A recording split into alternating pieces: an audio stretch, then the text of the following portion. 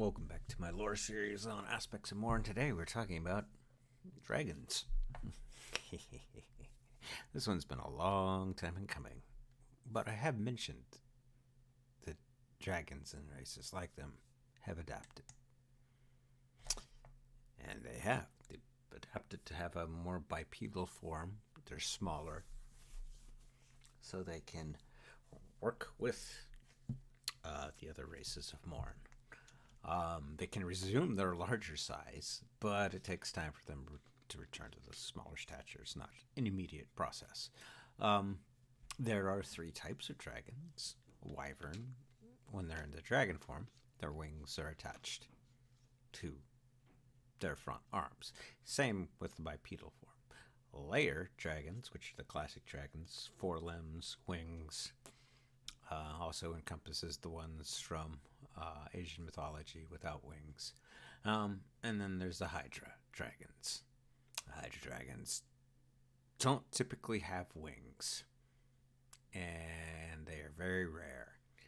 In fact, it's limited to the three gods, which we'll get to the gods eventually, where the dragons are concerned.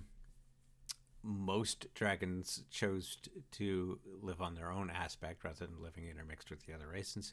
It's not because they don't like the other races. It has to do with their nature. They're hoarders by nature, so they hoard information, they hoard treasure, they hoard stuff.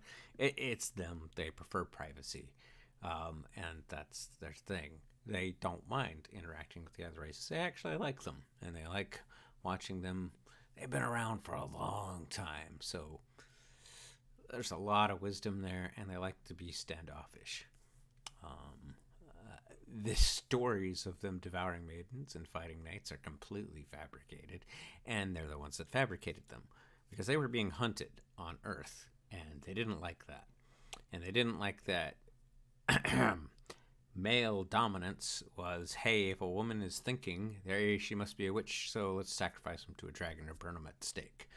And the knights that they sent out to hunt the dragons were some of the ones that they wanted out for political reasons.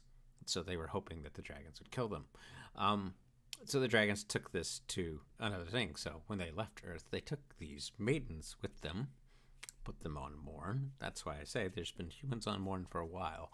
Dragons actually rescued some of them.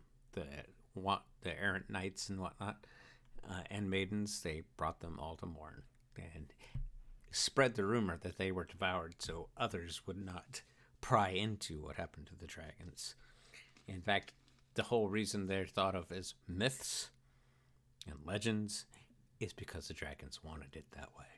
They kind of made it seem like they never were there for real, which is kind of cool. Yep, a lot of thought went into what I wanted to do with dragons, and there's a reason, as you'll see in the next video. I'll see you guys in the near future, and thank you for listening.